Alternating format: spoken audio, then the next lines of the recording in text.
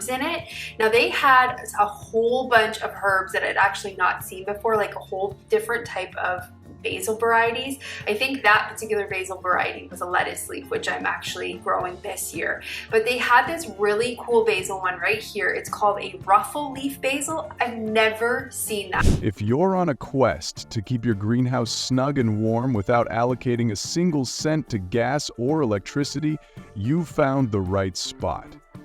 I'm excited to share with you some tried and true Amish techniques that will help your plants flourish through the cold winter period.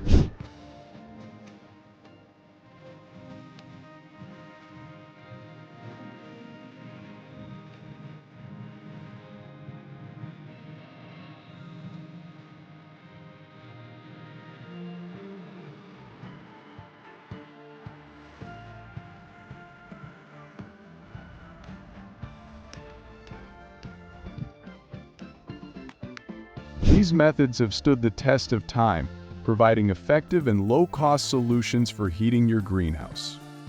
So, if you're interested in learning efficient and affordable ways to nurture your plants, stay tuned. Bit of a mess down there, but and the spooky thing in the corner is my grapefruit, which is covered up with a double layer of fleece just to keep it alive. And yeah, so don't go thinking you need loads of special equipment. These have had no heat whatsoever, and they're growing. Make sure to hit that subscribe button and ring the notification bell so you're always updated with valuable tips like these. Believe me, when those frosty nights arrive, you will be thankful that your plants are thriving, feeling as content as clams in a warm environment. Here in summertime, most of these trees produce delicious fruits: cherries, apricots, peaches, nectarines, figs, and table grapes. A real dream come true for us from several years ago. It is hard to describe the joy of growing, harvesting, and eating tasty fruits from your own garden, and to know for a fact they are as healthy as they can. In our Amish tradition, we hold the sun as a very trustworthy friend, especially for keeping the greenhouse warm and welcoming. It all begins with the placement. A wise person understands that where you position the greenhouse is the key first step. Let's talk about sunshine. That's why a greenhouse has glass or transparent polycarbonate. We always make sure to face ours toward the south, capturing the generous sunlight that bathes the ground during the entire day. When winter comes, we notice the sun is low in the sky, but this is actually a wonderful blessed south acts like a sponge, absorbing every precious ray of warmth available. I must say, choosing the right location for your greenhouse is like providing a fantastic advantage against the biting cold of winter. Remember that when we rely on nature's heat instead of electricity, every single ray of sunlight becomes incredibly important. A helpful tip.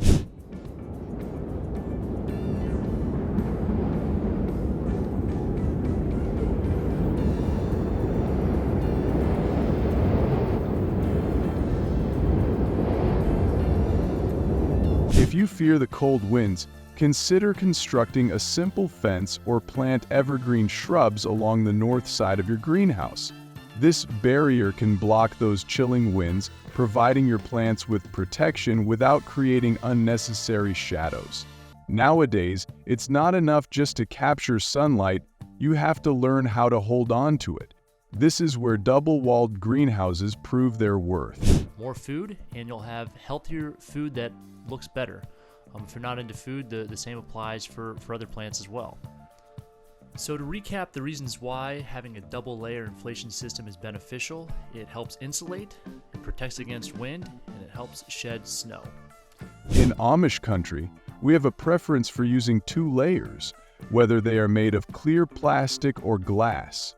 The air trap between these 2 layers acts as a fantastic insulator, keeping the heat inside, much like how a cozy quilt keeps you warm on a chilly night. If you don't already have a double-walled greenhouse, there's no need to fear. You can easily upgrade your current greenhouse by adding a second layer of clear plastic sheeting. This simple adjustment can make a significant difference, just like wearing an extra jacket can help you stay warm when stepping out into the snowy weather. Factor. Your double layer system will be warmer, and so you'll have slower heat dissipation through the night, and you'll be able to grow more food, and you'll have healthier food that looks better. If you're not into food, Be sure to seal any gaps with tape or caulking. Even the smallest crack can let the precious heat escape faster than you might think, leading to the dreaded frostbite. Thermal mass is an interesting concept that refers to using materials which retain heat, and this technique has been utilized by people for many generations. In the greenhouses we manage, we use 55-gallon barrels filled with water to cover the interior walls. Now that our inflator fan is off, we want to be able to access the plastic from the bottom and the top, and that goes for both layers. So what we have to do is remove some of the wire closest to where the holes are. I do this by prying out the start or end of a spring wire piece. And then I just continue rocking the wire back and forth. The reason for this choice is simple yet effective. Water warms up slowly, but once it has heated, it retains that warmth for an extended period, functioning like a natural radiator. Imagine enjoying a hot cup of tea. It stays warm for a long time, taking its sweet time to cool down. If large barrels do not appeal to you, do not worry. Other materials such as stones, bricks, or even dark pots can also serve the same purpose effectively.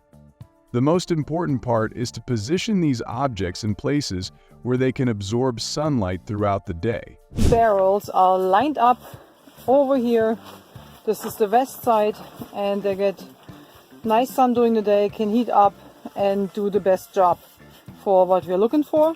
So I had to pull out the vines I had here and move this one bale over to the back. We actually managed to do that. Really happy about it. All right, so 3 in and 3 more to go, and yeah, we are trying to make it level. Then, when night falls and the temperatures drop, these materials will gradually release the heat they have stored, ensuring your plants remain warm and cozy throughout the night. For an extra boost of efficiency, here is a helpful tip. Paint your water barrels black. Dark colors are excellent at absorbing heat, which provides an additional advantage during those chilly winter days, enhancing the warmth available for your beloved plants. Assembled system. You can see I have kale and broccoli growing right now. I have started lettuce and arugula seedlings indoors and will be planting them in the greenhouse soon. I put black contractor's bags over the barrels so that they would absorb more heat during the day and thereby need less energy. Here's a tip you might not have thought about. Composting can actually be a game changer for your greenhouse. The scraps you usually discard from your kitchen can work wonders by generating heat as they decompose. When compost is properly constructed, it can reach impressive temperatures of up to 160 degrees Fahrenheit. That's essentially like having an efficient heater without worrying about high electricity costs. Many greenhouse enthusiasts place their compost piles along the interior walls. This strategic positioning allows the heat released from the compost to gently permeate the air and warm the soil throughout the space. If you're feeling adventurous, I recommend trying a hot compost bed right in your greenhouse. Simply dig a trench, fill it with fresh compost, and plant your crops right on top. Your plants are set to thrive in a warm and nurturing environment, thanks to the heated compost lying just below their roots. All night. These pickle barrels are working out pretty good. I didn't have these 3 pickle barrels in here. I was actually trying to use that metal drum, and that didn't really work out right. It seemed to be more of a heat sink than a... This ideal setting not only promotes healthy growth, but also keeps them actively engaged in their journey towards flourishing. Here's a quick composting tip for you. To prevent any unpleasant odors from developing, it's crucial to keep a balance between your compost materials. Incorporate equal parts of green materials, such as vegetable scraps, and brown materials, like dried leaves. This simple yet effective approach will help maintain airflow and generate heat while steering clear of any stinky surprises. Hi everyone. Hey, this year we decided to use compost to heat our greenhouse. So we had a lot of yard waste after doing fall cleanup. So we decided to use those leaves and those trimmings from all the dead wood, from all the perennials. In the chilly months of winter, the Amish community wraps our greenhouse in straw bales. At first glance, straw may seem like a commonplace item, but it transforms into one of the most effective insulators available. These bales form a thick, protective layer against the numbing cold, ensuring that the essential warmth remains trapped within the greenhouse where it is necessary. This clever use of straw not only serves a practical purpose, but also showcases our deep understanding of nature and resourcefulness during the harsh winter season. And when the cold frost retreats in springtime, we find great use for the straw again, either by composting it to enrich our soil or using it as mulch for our vibrant garden. Okay, let's go deeper. I'm telling you, it's gonna be so hot I can't even keep my hand in there. Get down to the really hot stuff. I'm telling you, you would not believe how hot this is. See the steam? See the steam coming up? Okay. Let's tap that down. Let's give that just a couple minutes to equilibrate, but look, we're up almost to 50 Celsius. We're climbing up way, way hotter than I imagined. Oh my God, look at this. We are approaching 60 degrees Celsius. That's way over 130, 140 Fahrenheit. This is literally... But don't feel limited to using only straw bales for insulation. Another excellent option is bubble wrap. It is not only affordable, but also remarkably effective for greenhouse windows. This lightweight material traps air much like a fluffy down comforter, providing insulation while allowing beautiful sunlight to filter through. It is truly one of those creative solutions that combines cleverness with efficiency. Mulch stuff from out in my woods. I got some green, I got some brown, there's a little bit of pine litter in here. I've got a cap on the top of just some leaves that I raked up from my yard, and I've watered it in. I've also got a little bit of chicken manure in here from my chicken coop. Now, the heat is radiating off this. Let's dig down. Again, this hasn't even been a full week. And I'm telling you, it's hot. Let's dig down and take a temperature. Insulation tip: it is crucial to keep the straw bales dry. If they become wet, their ability to insulate diminishes faster than a snowball melts in a hot sauna.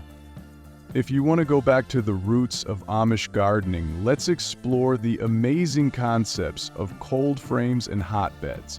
A cold frame is like a small box that has a clear top. This design allows sunlight to shine in while keeping the warmth inside. It's incredibly helpful for delicate plants, acting like a warm blanket that keeps them cozy during colder days. Instead, sprinkle grass clippings in thin layers and balance them with drier ingredients. If you have too much... The true wonder happens when you add a hotbed underneath the cold frame. This hotbed is made up of layers of manure or rich compost that create heat as they break down. Think of this entire setup as a tasty two-layer cake. The cold frame captures the sun's warmth from above, and the hotbed provides warmth from below. This is Troy from the Do-It-Yourself World and the Off-Grid Project. Today, I've got something way different, new, and unique here at the Off-Grid Homestead. I have 2 bales of straw that I bought from the Amish this morning, and I'm going to spread it out inside our herb greenhouse. This combination creates a warm environment where your plants can thrive even when snow begins to fall outside. DIY idea: you can build a simple cold frame using some pieces of scrap wood and an old window or a panel of clear plastic. For added warmth, place straw bales around the sides. This simple project gives you a mini greenhouse that helps protect your plants and extends your growing season, allowing you to enjoy fresh greens well into the winter months. Rough. It freezes harder in here when it freezes, and anything that didn't have snow on it died.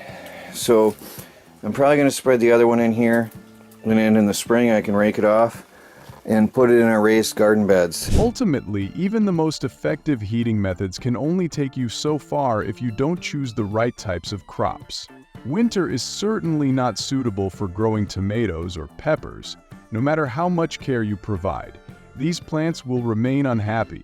Instead, you should focus on cold-hardy options like kale, spinach, carrots, and beets.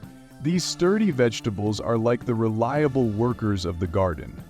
They can withstand the cold, and interestingly, they often taste even sweeter after experiencing frost. Planting tip: consider using succession planting to maintain a consistent harvest. By planting a fresh batch of cold-hardy greens every few weeks, you can enjoy a continuous supply of fresh vegetables all winter long.